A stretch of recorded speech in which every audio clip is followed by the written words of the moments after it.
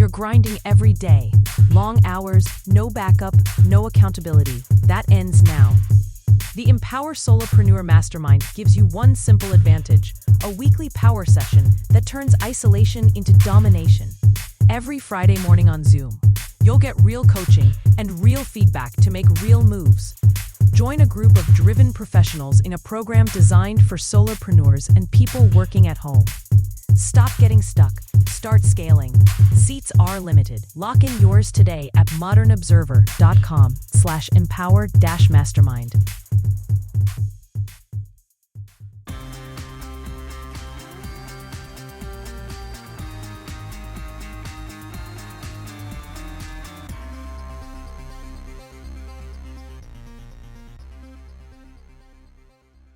Defense spending moves forward in Congress. The U.S. seizes a Venezuelan oil tanker. The Fed cuts interest rates, and more. Welcome to the Raw Naked Truth. I'm your host, Eric Lopkin, and here's the news you need to know. The House passed the National Defense Authorization Act Wednesday, punting the yearly legislation that governs Pentagon spending to the Senate. The vote was 312 to 112, with 18 Republicans and 94 Democrats voting no on the bill that authorizes $901 billion in Defense Department spending.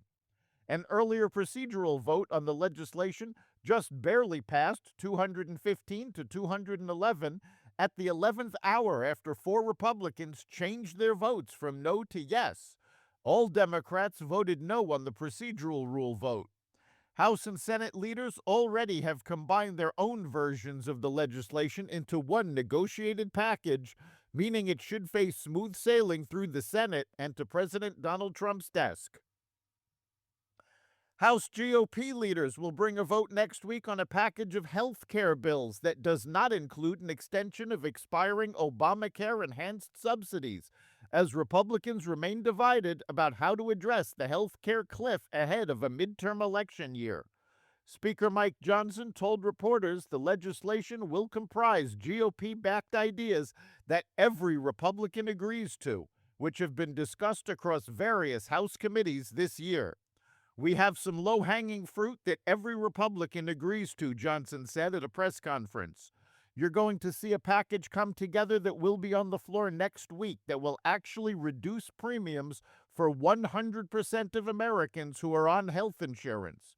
But that package is not set to include any measure to extend the subsidies that expire at the end of the year. If those enhanced subsidies expire, out-of-pocket costs for health insurance will spike drastically for millions of Americans." The U.S. has seized a Venezuelan oil tanker, President Donald Trump announced Wednesday, marking a sharp escalation in tensions with Caracas.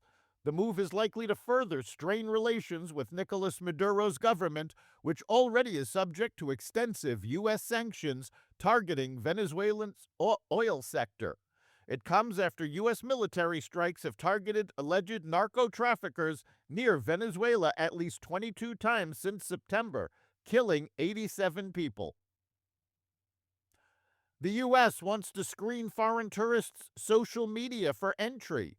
A new proposal from the Trump administration would require travelers from 42 countries, including the UK, France, Australia, and Japan, who typically don't need visas to enter the country, to provide 5 years' worth of social media history in order to visit the U.S. The proposal from the U.S. Customs and Border Protection is not yet final, and the agency will be accepting public comments on it for 60 days. But if it does take effect, it would be in keeping with new, more stringent requirements the administration has imposed for student visas and some work visa applications.